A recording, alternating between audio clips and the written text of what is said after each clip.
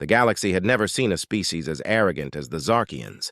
With their advanced technology and vast armadas, they had conquered dozens of worlds, enslaving entire civilizations in their quest for absolute dominance.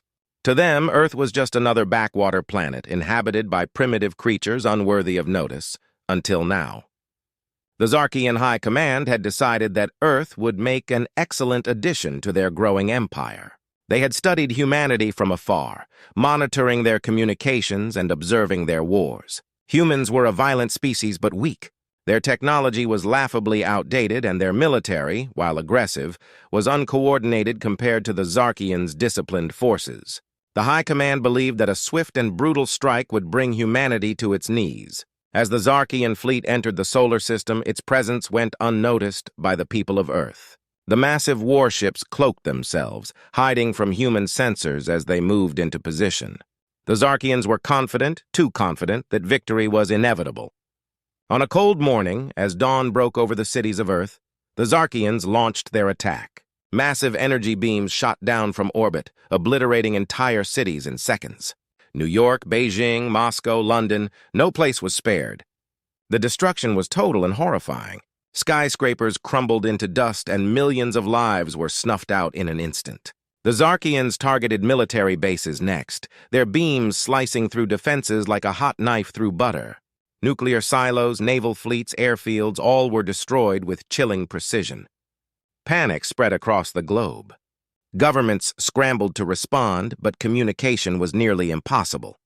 The satellites that connected the world had been among the first targets. Chaos reigned as people tried to flee the carnage, but there was nowhere to run. The Zarkians believed that they had already won, that humanity would soon beg for mercy. In an underground bunker deep beneath the mountains of Colorado, the President of the United States and other world leaders gathered. They had anticipated a threat from space, though not on this scale. As they watched the horror unfold on the remaining screens, a grim silence filled the room.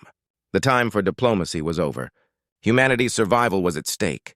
"We have to respond," the President said, his voice steely despite the circumstances, but not with fear. "We will show them that humanity doesn't break. We fight back." A general, grizzled from decades of service, stepped forward. "We have a plan, Mr. President. It's time to go mad." The term hung in the air. Mutually assured destruction, a doctrine created during the Cold War to prevent nuclear war by ensuring both sides would be annihilated. It was a strategy of last resort, a gamble that could end in total annihilation. But in the face of certain extinction, it was a gamble they had to take. "We've been working on something," the general continued. "Project Leviathan. It's a weapon of unimaginable power, one that could destroy a fleet like theirs. We've never had to use it, but now we have no choice." The president nodded. "Do it!" Orders were sent out. Across the globe, humanity's remaining military forces prepared for a desperate counterattack. In hidden laboratories, scientists worked frantically, adapting captured alien technology, merging it with their own to create something new, something deadly. As the Zarkians continued their assault, they noticed something strange. Human resistance was increasing, not decreasing. Small, coordinated strikes began hitting their ships, disrupting their systems. They were minor annoyances, easily crushed, but they were unexpected. The humans weren't surrendering. They were fighting back. For the first time, doubt crept into the minds of the Zarkian commanders. They had underestimated these primitives. They had assumed that humanity would crumble after the first blow, but they were wrong. The humans were resilient, cunning, and most dangerously, they had nothing left to lose. The first strike was meant to end the war before it began. Instead, it had awakened a sleeping giant, and now the real battle was about to begin. The Zarkians expected a quick and easy victory, but the first signs of human resistance left them puzzled. Their fleet, unmatched in firepower, had unleashed devastation on Earth, yet the humans refused to submit. Instead of pleading for mercy, they fought back with surprising tenacity. The Zarkians had underestimated their enemy, and they were about to learn the true meaning of human resolve. Deep beneath the surface of Earth, in a secret bunker, humanity's greatest minds worked around the clock. Scientists, engineers, and military strategists combined their efforts to create weapons and tactics that could turn the tide of the war. They had little time, but they were determined to make every second count. Dr. Evelyn Carter, a brilliant scientist known for her work in theoretical physics, was at the center of the efforts. She had been studying the remnants of alien technology recovered from the wreckage of downed Zarkian ships. The alien tech was far beyond anything humans had ever seen, but Dr. Carter and her team were quick learners. They reverse-engineered the Zarkian weapons, discovering weaknesses in their design. "We can adapt their energy weapons to work with our systems," Dr. Carter explained to the gathered military leaders. "But more importantly, we can develop a countermeasure that could disrupt their shields. If we can penetrate their defenses, we might stand a chance." The generals nodded, recognizing the significance of this breakthrough. It was a sliver of hope in an otherwise bleak situation. Meanwhile, the remnants of Earth's military forces regrouped. Although their numbers were drastically reduced, their spirit was unbroken. They knew they couldn't match the Zarkians in a head-on battle, so they resorted to guerrilla tactics. Small, agile strike teams were formed, each one tasked with specific objectives, sabotaging Zarkian equipment, disrupting their supply lines, and gathering intelligence on their operations. One such team, led by Captain James Reynolds, was tasked with a dangerous mission. They were to infiltrate a Zarkian command ship and plant a device that would emit a high-frequency pulse designed by Dr. Carter's team, capable of disabling the ship's shields temporarily. It was a long shot, but it was the best chance they had. Under the cover of darkness, Reynolds and his team slipped through the Zarkian defenses. Using cloaking technology they had adapted from the enemy, they managed to avoid detection and board the massive ship. The tension was palpable as they moved through the alien corridors, the unfamiliar environment testing their nerves. But they were disciplined, focused on the mission. They reached the core of the ship, planted the device, and set the timer. "Mission accomplished," Reynolds whispered into his comm, before leading his team back to their extraction point. As they made their escape, the pulse device activated. A blinding flash of light spread through the Zarkian ship, and for a moment, the entire vessel shuddered. The shields flickered, then vanished. It was a small victory, but it was the first time the Zarkians had experienced a direct blow to their defenses. Back on Earth, the news of Reynolds' success spread quickly. It was a morale boost for the human forces, proving that the Zarkians were not invincible. Encouraged by this victory, other teams launched similar strikes, each one designed to chip away at the alien fleet's strength. The Zarkian commanders were growing frustrated. They had expected the humans to be easily subdued, yet here they were, adapting and striking back with increasing effectiveness. The humans were using every advantage they could find, exploiting even the smallest weaknesses. The Zarkians began to realize that they were facing an enemy that was not only resilient, but also highly resourceful. For humanity, the retaliation was more than just survival. It was a message. They were not going to be crushed under the boot of an alien empire. They were going to fight with every ounce of strength they had. The first retaliatory strikes were just the beginning. Earth was far from defeated, and the Zarkians would soon learn that when humans get mad, they become unstoppable. The war that the Zarkians had thought would be over in days was now turning into a prolonged conflict. The humans had taken the first step in pushing back, and as the retaliation began, it was clear that this fight was far from over. The Zarkians had underestimated humanity, and now they were paying the price. The early successes of Earth's resistance had thrown the alien invaders off balance, but the Zarkians were not ones to back down easily. In response to humanity's surprising resilience, the Zarkian High Command decided to escalate the war. They were determined to crush the humans no matter the cost. As the war entered its most intense phase, the Zarkians began deploying even more brutal tactics. Their warships rained destruction from the skies, targeting not just military bases but also civilian populations. Entire cities were reduced to ash, and the death toll rose into the millions. The Zarkians believed that by breaking the will of the people, they could force Earth's leaders to surrender. But they were wrong. In the face of unimaginable loss, humanity's resolve only grew stronger. The images of devastated cities and the cries of the wounded and dying fueled a deep-seated anger within every surviving human. They would not be cowed by terror. If the Zarkians wanted to escalate the conflict, humanity was ready to meet them head-on. In hidden bunkers and makeshift laboratories, human scientists continued to work on new weapons and strategies. Dr. Evelyn Carter, who had already played a crucial role in humanity's early victories, now found herself leading the charge in developing the next generation of human weaponry. Her latest project was codenamed Hellstorm, a terrifying weapon designed to deliver a massive blow to the Zarkian fleet. "We need to hit them where it hurts," Dr. Carter told the assembled military leaders during a tense meeting. "Hellstorm will allow us to strike back with a force they won't expect. It's risky, but we have no other choice. If we don't escalate our response, we'll be wiped out." The leaders agreed. The war had reached a point where there was no room for half measures. It was time to unleash humanity's fury. As the final preparations for Hellstorm were made, Earth's remaining military forces continued their relentless guerrilla campaign against the Zarkians. Captain James Reynolds, now a seasoned veteran of the Resistance, led a series of daring raids on key Zarkian outposts. Each mission was more dangerous than the last, but Reynolds and his team knew that every successful strike brought humanity one step closer to survival. On the Zarkian side, the mood was shifting. The invaders had expected a quick and decisive victory, but now, with every passing day, their confidence was eroding.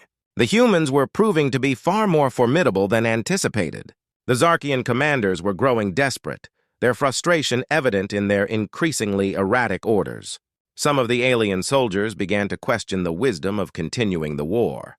Whispers of dissent spread through the ranks as doubts about the High Command's strategy grew. The tension reached a breaking point when Hellstorm was finally unleashed.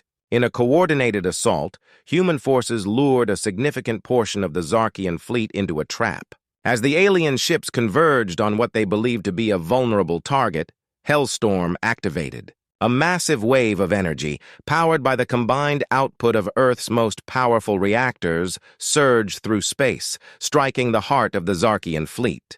The results were catastrophic. Zarkian ships, once thought to be invincible, were torn apart by the blast. Those that survived the initial strike found their systems crippled, leaving them vulnerable to follow-up attacks. Earth's forces, seizing the opportunity, launched a relentless offensive, overwhelming the stunned Zarkians. For the first time since the invasion began, the Zarkians were on the defensive. Their fleet, once a symbol of unstoppable power, was now in disarray. The surviving commanders, facing the wrath of both their own soldiers and the relentless human attacks, scrambled to regroup.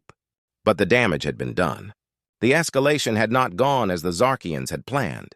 Instead of breaking humanity's spirit, they had ignited a firestorm of resistance that now threatened to consume them. The High Command, once so sure of their victory, was now faced with the grim reality that they might lose this war.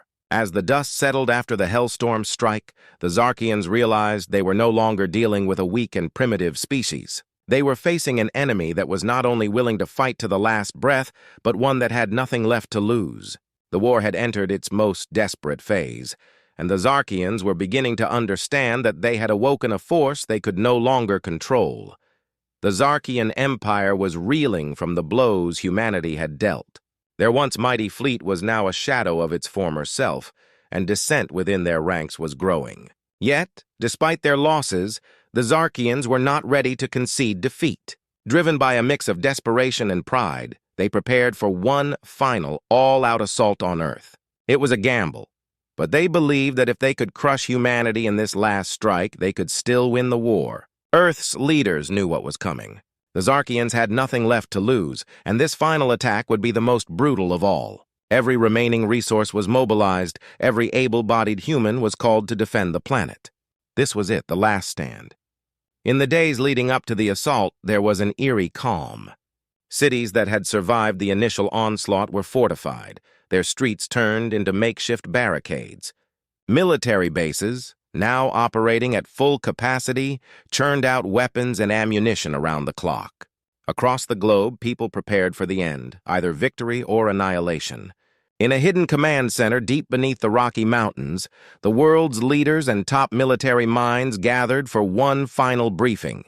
The room was filled with tension, but also with determination. They had come too far to give up now. "We've hurt them, but they're not beaten yet," General Marcus Bennett, the overall commander of Earth's defense forces, said as he addressed the group. "The Zarkians are throwing everything they have at us. If we hold the line here, we win. If we break, it's over." Dr. Evelyn Carter, who had been instrumental in developing humanity's most advanced weapons, stepped forward. "We've made some last-minute adjustments to Hellstorm," she explained. "It's now capable of multiple smaller strikes. We can target their incoming fleet as it approaches, but we'll need to time it perfectly." Captain James Reynolds, who had become a symbol of human resistance, was also present. He had been leading the frontline forces, and now he was ready to take on what might be his final mission. "We'll be in the thick of it," Reynolds said, his voice steady. "My team and I will make sure the Hellstorm hits its mark." As the final preparations were made, a sense of quiet resolve settled over everyone. There were no more speeches, no more plans to be made. It was time to fight. The Zarkian fleet appeared on the horizon, a dark mass of warships blotting out the stars. They moved with terrifying speed, their weapons charged and ready to unleash hell upon Earth. But this time, humanity was ready. As the Zarkians entered Earth's atmosphere, Hellstorm was activated. Pulses of energy shot into the sky, targeting the lead Zarkian ships. The alien shields, already weakened from previous battles, flickered and failed under the intense bombardment. One by one, the massive warships began to fall, crashing into the ocean or disintegrating in mid-air. But the Zarkians had expected resistance, and they had come prepared. Despite their losses, a significant portion of their fleet pushed through, aiming directly for Earth's remaining defenses. Ground forces on Earth braced for impact, knowing that they were about to face the full wrath of the alien invaders. The battle that followed was brutal and chaotic. In the skies, human fighter jets engaged Zarkian drones in deadly dogfights, while on the ground, soldiers and civilians alike fought in the streets. The air was filled with the sounds of explosions, gunfire, and the screams of the wounded. Captain Reynolds led his team in a daring assault on a Zarkian command center, taking out key enemy positions and buying precious time for Earth's defenses. Despite their best efforts, the Zarkians were relentless. They pushed closer and closer to humanity's final strongholds. But just when it seemed like the Zarkians might break through, Hellstorm fired one last time. A concentrated blast of energy tore through the heart of the Zarkian fleet, vaporizing their command ship and sending the remaining vessels into disarray. Without their leadership, the Zarkian forces faltered.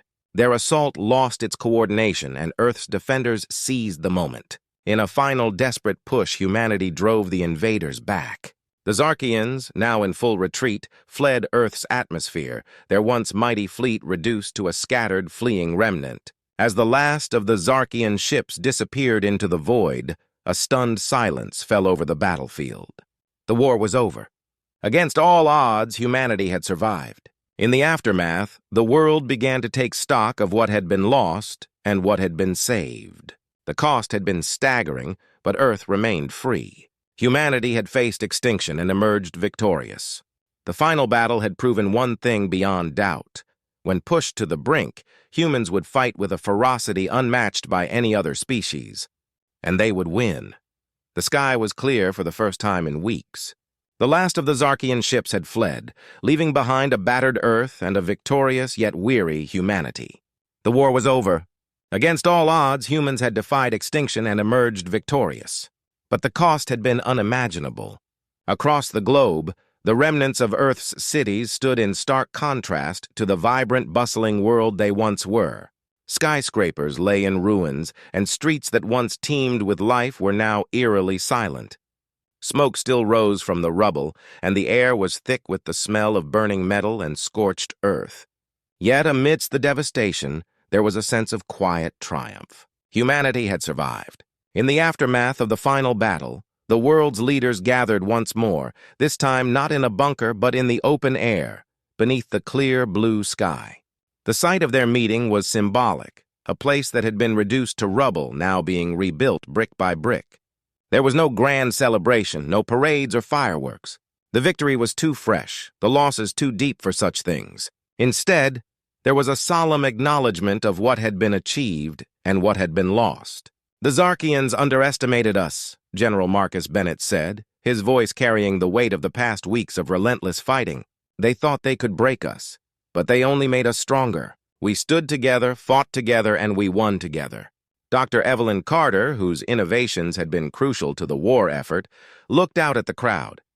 "We've proven that when humanity faces a threat, we can come together and overcome it. But now, we have a new challenge. to rebuild, to learn from this, and to ensure that we're ready for whatever comes next. Captain James Reynolds, still bandaged from injuries sustained in the final battle, spoke as well. He was no longer just a soldier, but a symbol of the human spirit. We fought not just for our survival, but for our future. And now that future is in our hands. It's up to us to decide what kind of world we want to build from the ashes. Rebuilding Earth would not be easy. The war had left deep scars, not just on the land, but on the people. Families had been torn apart and entire communities had been wiped out. The global economy was in shambles and resources were scarce. But even in the face of such overwhelming challenges, there was a sense of hope. Humanity had faced its darkest hour and emerged into the light. In the weeks that followed, the world slowly began to piece itself back together. Relief efforts were organized, with nations working together to provide food, shelter, and medical care to those in need. Engineers and architects began the daunting task of rebuilding cities, incorporating lessons learned from the war into their designs. New alliances were formed, with countries that had once been rivals now working side by side to create a more united world. The victory over the Zarkians had changed humanity in profound ways. People were no longer divided by borders or ideologies. They were united by the shared experience of survival. The war had shown that when humanity stood together, there was nothing they couldn't overcome. Meanwhile, the remnants of the Zarkian fleet limped back to their empire. A once powerful force now reduced to a shell of its former self. The Zarkians had learned a hard lesson. Humanity was not to be trifled with. News of their defeat spread throughout the galaxy, and other alien civilizations took notice. Earth, once seen as a primitive backwater, was now recognized as a force to be reckoned with. As the years passed, Earth transformed. The scars of the war remained, but so did the lessons. Humanity continued to advance, developing new technologies, exploring new frontiers, and forging a future where they would never again be caught off guard. The memory of the Zarkian invasion became a reminder of what they had endured and what they had achieved. And so, in the aftermath of the war, humanity looked to the stars not with fear, but with determination. They had faced extinction and won. Now they were ready for whatever came next. They were no longer just survivors. They were victors, builders, and explorers, ready to take their place in the galaxy. The war had tested them, and they had emerged stronger than ever before.